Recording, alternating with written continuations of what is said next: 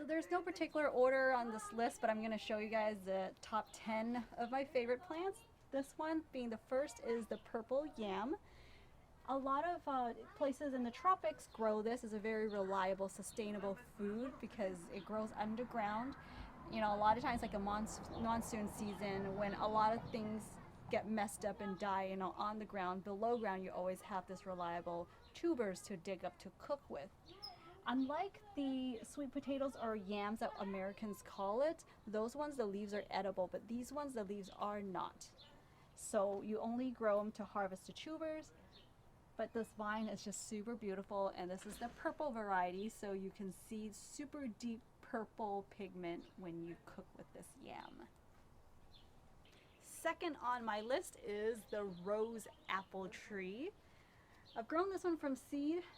Last year it kind of fruited like the practice round, so I got like 3 fruits out of it. This year there's so many fruits.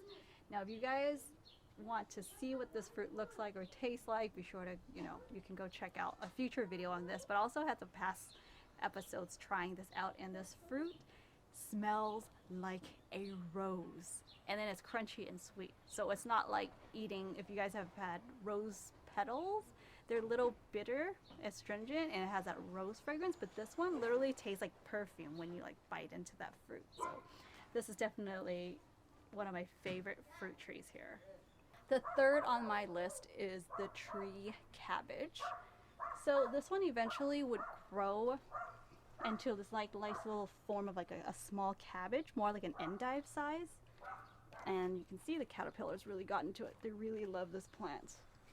But this one here kind of grows year round. So it's still kind of growing, a little lanky, but if I chop the top off, it'll have like a bunch of different ones kind of grow out like the bottom there on that other shoot.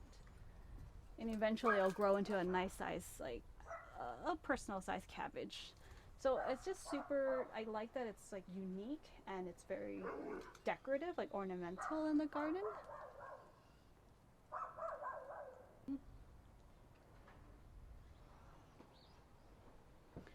Okay, we're now to number 4 on the list. No particular order, but this is number 4. This is the Acerola cherry. It has super high dose of vitamin C in this little cherry fruit. That is one of the reasons why I choose to grow this, but it's also one of like the faster fruiting kind of tropical fruit trees, and it's pretty small. It's in like just like a 5-gallon, or is this a 7-gallon pot? Something like that. It's pretty small, and it can start fruiting already. As you can see, that's like so many flowers. Once the weather warms up, it just kind of pushes a lot of flowers, and those cherries create these like nice deep red color.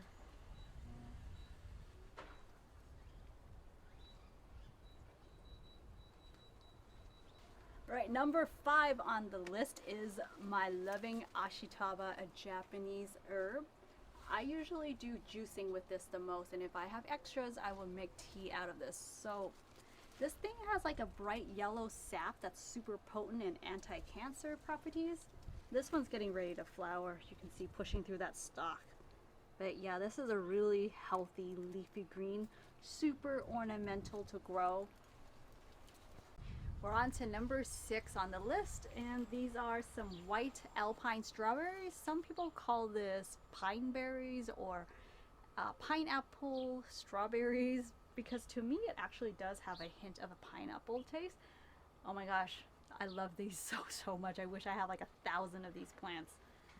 They are pretty productive though, and when they're ready to eat, that smell is just like strawberry gummy bears. I'm not kidding you. It's super strong just walking by there. Like, you can smell them.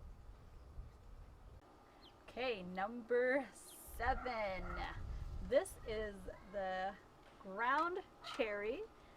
The reason why it's called ground cherry is because they usually kind of just sprawl around in the ground. But the thing is, you can prop them up and grow in containers, and it saves a lot of space. As you can see, this thing is pushing 6 feet, and it's just in a 5-gallon pot.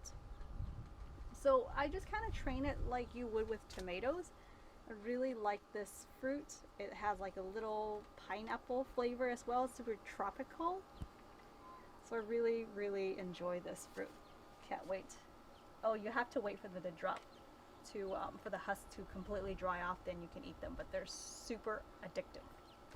Number 8, this is the Yacon. I absolutely love this tuber. The leaves are edible also. Mostly kind of dry it for tea, and it's good for your blood sugar, insulin, and you just gotta wait for the plant to basically die back once it gets cold enough. Some people call this like a ground apple or pear apple or something like that. Anyway, it's got this really juicy crunch and it's pretty sweet. It reminds me of like a pear or a water chestnut or something. Does not taste like a vegetable at all. So you can eat it raw too. So I love this plant. I try to grow as many as I can. This is number 9 on my list, called rock samphire. This one, usually you would find them growing in like the UK or Mediterranean, in the seashore kind of area. And the unique thing about this is it has like this nice celery sort of or Ashitaba kind of a fragrance, and it's so crunchy. And I love once in a while watering this with a little bit of like sea salt water, because it does grow naturally along like the ocean area. So this is actually a more rare wild food. It's so tasty, and it's just another one of those really beautiful, got like this silvery blue hue to it. Number 10, this is the grass jelly. Top favorite, especially during the warm time of the year. There's a lot of pectin in this. Even though it looks kind of like a dry leaf, doesn't got a lot of juice to it, but if you kind of like scrunch it up and like squeeze the juice out, well, blend, like mash it up, it just, the pectin would bind together, and it's just kind of like a jello. So it's like a green jello, full chlorophyll. I love this grass jelly vine. Super hardy and easy to grow. And that's the top 10 things that are my favorites in the garden.